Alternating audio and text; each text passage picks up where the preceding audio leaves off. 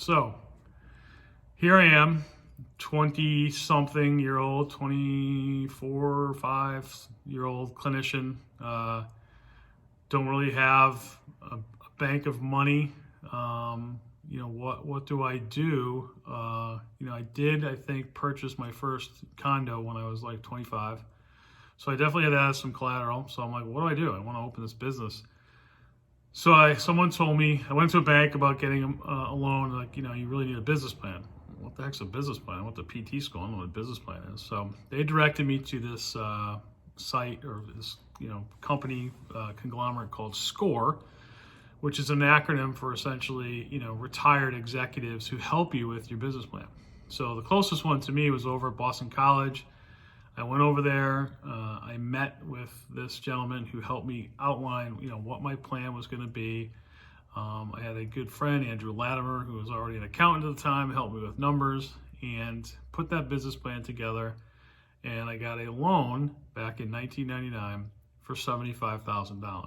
And that was what was going to propel me to open up a business. So looked all around for space and finally found this space in this town of Revere, Massachusetts, not knowing a single person. It was a 1,300 square foot space that a chiropractor's office was in, and they moved. And I moved in, and the management company did some renovations, and boom, not knowing anything about marketing, nothing, kind of opened up this practice. Made some local connections and really just got on the road trying to meet doctors. And eventually, as I started to get people in the door, hired kind of a media company to start a website. And back in 1999, 2000, believe it or not, most therapy places didn't have a website or media like that. So, I was online. I had electronic documentation. I think was ahead of the curve, and eventually grew and grew and grew that office to 4 offices and 2 strength and conditioning centers and 45 employees. And man, I certainly did not do things right at all with that. At one point was going to sell it in 2010, and the economy crashed.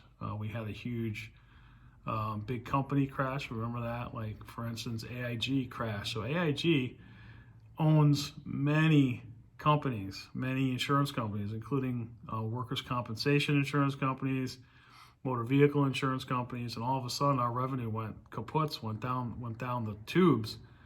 And I was like, oh my God, what is happening? And at that point I had, 401k, life insurance, cashed all that in to keep the business afloat. And it just was going south in a hurry. I found a buyer who was going to buy it.